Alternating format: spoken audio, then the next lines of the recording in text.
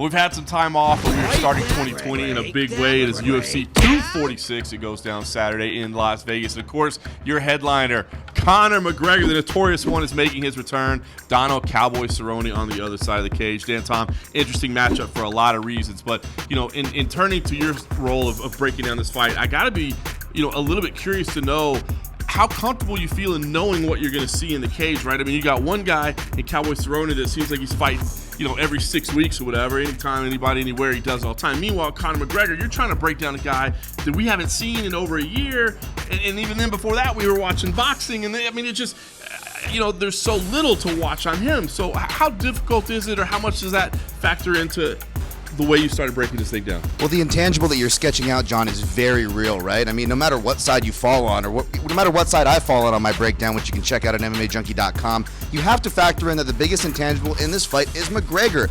That being said, I do think the layoffs you're speaking of is a bit of a wash. I mean, sure, Cerrone is coming off of 2 TKO losses and a rather quick turnaround within that 6 months. I usually don't like to see that when a guy suffers a KO or TKO, John. However, when has Donald Cerrone not taken a fight on short notice? And let's be honest, usually he wins those more often than he doesn't, whereas Conor McGregor, he is coming off of a layoff, but win or lose, we've seen him make adjustments and successfully come back as well as unsuccessfully come back. So therefore, it is a wash in my book as far as that subject goes. Yeah, it is kind of interesting. I hadn't thought about that much. Sometimes it does feel like Cowboy, a little time off would maybe benefit him a little bit. So that's interesting. All right, the other big factor I think that people are going to say right away, 170 pounds, or at least close to 170 pounds. We'll see exactly where Conor McGregor weighs in. But how much did that factor into your analysis of this fight versus, you know, a lot of people wondered why aren't these two lightweights fighting at lightweight? Was it a big play in your breakdown?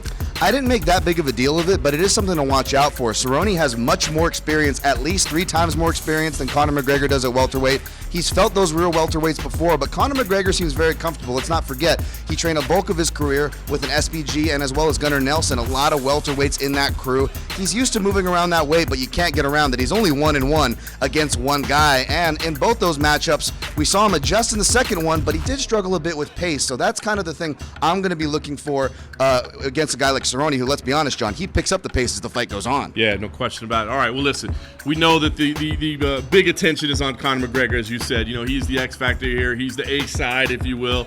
But we got to make a pick right now. Conor McGregor, we know it would seem to be the right type of a matchup for him. We've seen Cowboys struggle against southpaws, right? We've seen Cowboys struggle against pressure, but man, Cowboy comes to fight all the time. So I am intrigued by this matchup. I know the odds makers don't necessarily have it as a close fight, but to me, I'm thrilled. So let me hear it. How does it go? I'm with you, and again, with the odds makers, they don't have it as close of a fight, something I predicted in my counterpoint article with MMA Junkie. We now see Conor inflated. However, like you said, southpaws, it's hard to ignore that Cerrone is 4-9 against UFC southpaws. And let's be honest, it could easily sit at 3-10 when we look at that last fight against Benson Henderson.